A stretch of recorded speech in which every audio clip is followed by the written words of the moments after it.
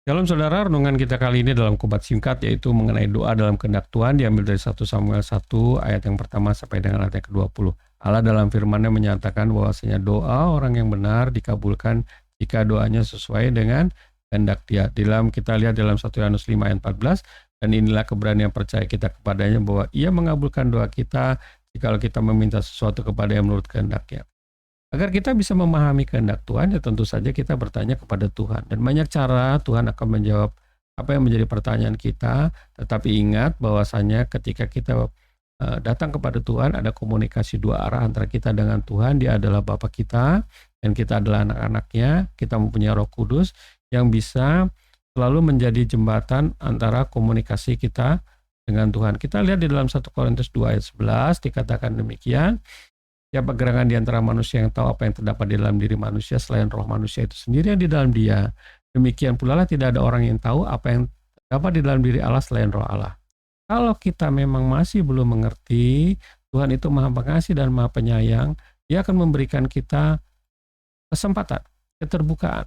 Di dalam Yakobus 1 ayat 5 dikatakan apabila di antara kamu ada yang kekurangan hikmat, hendaklah yang memintanya kepada Allah, yang memberikan kepada semua orang dengan murah hati, dengan tidak membangkit-bangkit, maka hal itu akan diberikan padanya. Jawaban dari Allah juga terjadi ketika kita merenungkan firman Tuhan siang dan malam, Bapak Ibu sekalian.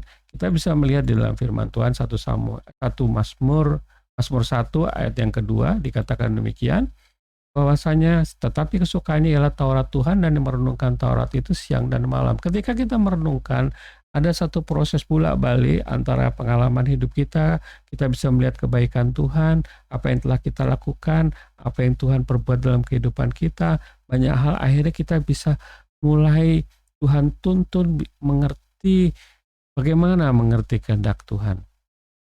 Oleh sebab itu Bapak Ibu sekalian, marilah kita belajar berdoa menurut kehendak Tuhan. Kita ambil dari satu kasus dalam Perjanjian Lama, yaitu mengenai Hana. Hana adalah istri daripada Elkana. Elkana ini orang pria yang mempunyai dua istri, yaitu Hana dan Penina. Penina punya anak, sehingga Hana ini merasa tertekan, ya Bapak Ibu sekalian, karena dia dihina. Dan juga Hana mendapatkan konsekuensi hak yang diberikan oleh Elkana terbatas karena dia sendiri, Bapak Ibu sekalian. Kalau kita lihat di dalam 1 Samuel 1 ayat yang kelima, mari kita lihat firman Tuhannya, ya. Nah, kita lihat bahwasanya Hana ini tidak punya dosa. Yang terjadi karena ketika dia tidak mempunyai anak, memang kandungannya tertutup. Artinya Tuhan sedang beracara dengan Hana untuk sesuatu. Memang pada akhirnya kita melihat bahwasanya yang diharapkan dari Hana bahwa anak laki yang diberikan nantinya akan menjadi pelayan Tuhan yang bernama Samuel. Samuel nabi besar yang akan mendampingi Daud dan Saul, Bapak Ibu sekalian. Oke. Nah, Raja Daud dan Raja Saul ini adalah orang-orang yang memang didampingi oleh Samuel. Nah, oleh sebab itu Bapak Ibu sekalian, memang persoalan ini tidak baik di awalnya, ya. Tapi karena apa? Hana mengalami penghinaan dari Penina.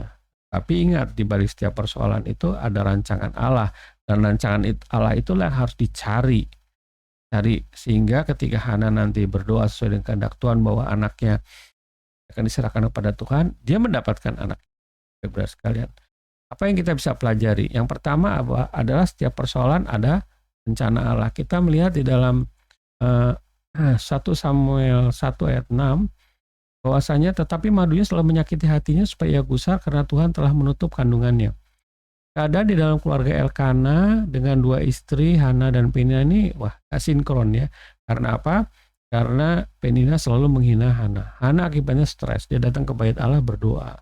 Tetapi ingat, doanya belum dijawab Tuhan. Kenapa? Karena doanya lebih berorientasi bagaimana menyelamatkan dirinya agar tidak dihina oleh Penina, agar dia punya anak. Tetapi dia tidak mencari kehendak Tuhan.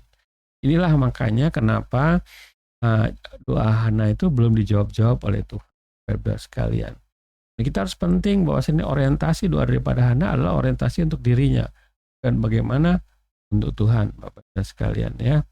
Nah, kita melihat apa yang dilakukan setelah Hana berdoa demikian bersama kepada Tuhan. Kita harus lihat di sini bahwasanya selanjutnya di dalam ayat berikutnya, nah kita melihat bahwasanya sekarang Hana itu berdoanya beda. Setelah begitu lama ya, dia mengatakan dia bernasar, Tuhan kalau engkau masih ingat aku, ya anakku, kalau aku punya anak laki-laki aku serahkan kepadamu. Nah ini artinya ada suatu pemahaman, dia mulai memahami apa yang menjadi kehendak Tuhan. Bahwasanya anak laki-laki yang begitu dirindukannya untuk didapatkan, ternyata akan dikembalikan kepada Tuhan sebagai hambanya yang melayani Tuhan seumur hidupnya. Itu melayani, di mana dia akan ditugaskan mendampingi Raja Saul dan mendampingi Raja Daud. Saudara sekalian, disinilah proses bagaimana perubahan dari berorientasi diri sendiri kembali berubah menjadi bagaimana berorientasi menyenangkan Tuhan. Oleh sebab itu, kita harus ingat bahwasanya selama kita memohon, berdoa kepada Tuhan, kita juga harus siap untuk mendengar apa yang Tuhan mau. Jangan minta, tapi nggak mau mendengar. Karena disitulah sebetulnya komunikasi. Juga Tuhan sedang menyampaikan apa yang menjadi kehendaknya. Dan kehendaknya itu kita selaras dengan kehendaknya, maka doa kita akan dikabulkan, Bapak kalian ya. Nah, yang ketiga, ini yang luar biasa, bahwasanya akhirnya Hana mendapatkan apa yang diinginkannya. Dalam 1 Samuel 1:20, maka setahun kemudian mengandunglah Hana dan melahirkan seorang laki-laki yang menamai anak itu Samuel, sebab katanya aku telah memintanya daripada Tuhan. Eli memberikan petunjuk kepada Hana, ya udah setahun lagi kemudian kamu akan, benar setahun kemudian dia punya anak. Dan walaupun menunggu setahun tidak menjadi masalah karena memang dia sudah mulai mengandung, Bapak-Ibu sekalian.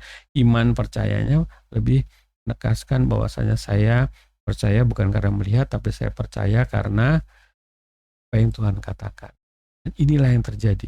Begitu Hana berdoa, menyenangkan Tuhan dengan menyerahkan anaknya di dalam satu nasar untuk menjadi hambanya Tuhan, dia mendapatkan persoalan tidak enak, berdoa orientasi diri sendiri, mencari kehendak Tuhan, Tuhan menjawab, area orientasinya kepada menyenangkan hati Tuhan.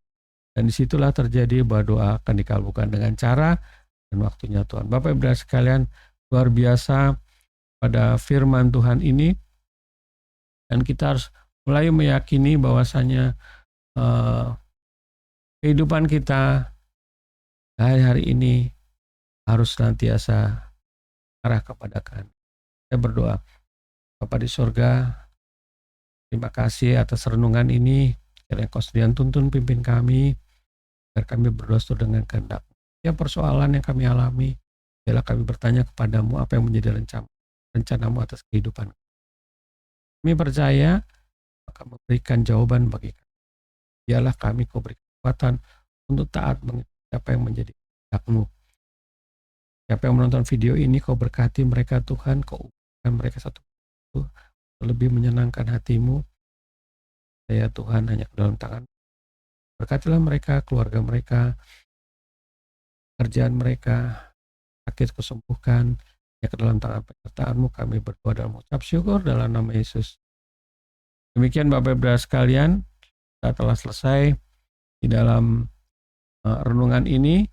Tuhan Yesus memberkati. Amin.